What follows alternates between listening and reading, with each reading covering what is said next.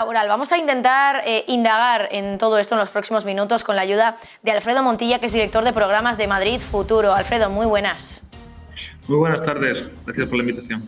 Bueno, muchísimas gracias por estar aquí con nosotros en Negocios Televisión y, por supuesto, la primera pregunta es ¿por qué el mercado laboral, Alfredo, está cambiando tanto últimamente?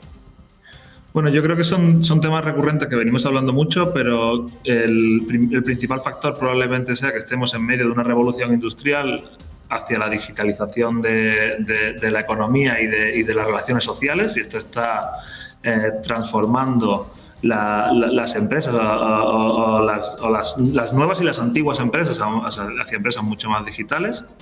Y segundo, porque estas nuevas empresas empiezan a tener una escala global rapidísimo. Entonces, ya los cambios no se van produciendo de forma progresiva, sino que de repente una empresa de cierto éxito surge en cualquier parte del mundo y eso llega a tu ciudad o a tu población, por muy alejado que estés, en meses o en años, ¿no? Y transforman economías como todos tenemos en la cabeza a Uber o a Amazon. Una de las dudas que probablemente nos estemos haciendo también muchos de nosotros, al final, es cuáles van a ser las profesiones que van a estar en auge y cuáles van a estar en declive en el futuro. Y además, cuáles son las capacidades que van a ser más necesarias en unos años. ¿Tenemos alguna información sobre esto, Alfredo? Déjame que empiece por las capacidades, porque cuando hablamos de profesiones, pues podemos mirar a corto y a medio plazo, ¿no? Pero cuando miramos a largo plazo, parece que las profesiones que serán necesarias probablemente ahora mismo no existan o todavía o están empezando a nacer, ¿no? Cuando hablamos de capacidades, vemos que hay claramente una falta de capacidades en el sector o en el área tecnológica, ¿no? Que hablábamos antes. Es necesario ser capaz de entender cómo funciona la tecnología para desarrollar cualquier tipo de profesión, aunque no sea tecnológica. Y por otro lado, las capacidades sociales, que parece paradójico conforme más tecnológicos somos, pero las capacidades sociales siguen siendo fundamentales. Siguen siendo fundamentales para comunicarnos con nuestros clientes, que siguen siendo personas, aunque nos comuniquemos con ellos a través de canales digitales, y también para comunicarnos entre empleados y demás. Si miramos las profesiones que han sobrevivido desde la automatización a la globalización, etcétera, pues son profesiones con una componente social muy grande, como pueden ser profesiones de cuidados, profesiones de atención al público, hostelería, ocio, las actividades comerciales. No han decaído nada y, de hecho, son una de las profesiones que están creciendo mucho. Por lo tanto, la empatía, la capacidad de comunicación, el servicio al público o al cliente van a seguir siendo capacidades muy necesarias. Y por otro lado, por supuesto, las capacidades tecnológicas. Todas las empresas están en un proceso de digitalización más o menos intenso. Todas las industrias tienen recorrido de digitalización y ahí llegarán, o si no, su sector les va a llevar ahí, y aprender esas capacidades tecnológicas van a ser muy importantes. En cuanto a las profesiones y derivados de esto, las profesiones de cuidado, sin ninguna duda, las profesiones comerciales en diferentes formatos, pues tanto marketing digital como venta más tradicional, las profesiones tecnológicas, por supuesto, programación, etcétera, etcétera, y después todas las profesiones relacionadas con la economía verde. También estamos en una revolución en ese sentido. Hay muchos fondos europeos ahora para transformar la economía hacia una economía más sostenible, y eso va a derivar en nuevos puestos de trabajo. Bueno, pues tomamos nota de todas esas profesiones. También una de las dudas es si durante nuestra vida laboral podemos cambiar de profesión. Probablemente muchos consideren que esto sea difícil, volver a meterse, por así decirlo, en una profesión nueva. ¿Se puede hacer esto?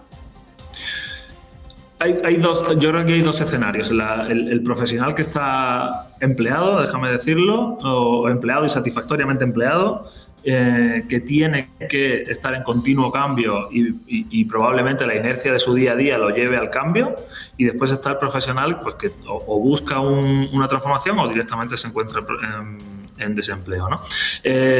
Estamos obligados todos a estar dispuestos al cambio. Entonces, es una pregunta que tiene que responderse que sí a la fuerza si no queremos quedarnos fuera del mercado laboral.